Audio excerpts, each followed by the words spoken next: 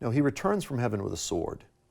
And in the same way that he came the first time, and that there was a process, there was a complex, there was a whole lifetime.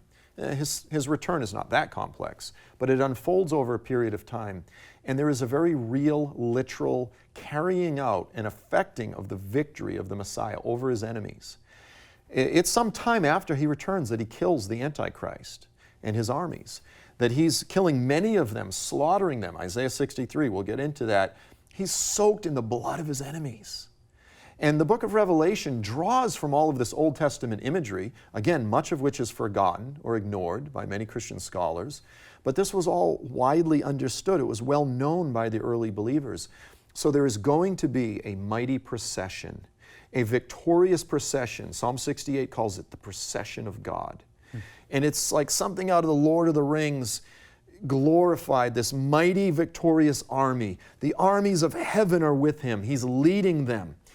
We are with him again in glorified, resurrected bodies. He's setting the prisoners free. He's pouring out the wrath of God, and he's marching forward. And Isaiah has multiple prophecies where he talks about prepare the way through the desert for our God.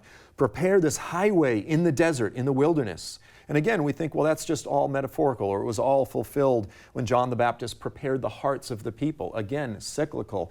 It is literal. He will literally march. In the same way that there was a highway through the desert with the Exodus, Jesus, Yeshua, as the greater Moses, will lead his people in one final ultimate victory procession from Sinai up to Zion. And the scriptures, the prophets testify to this thoroughly.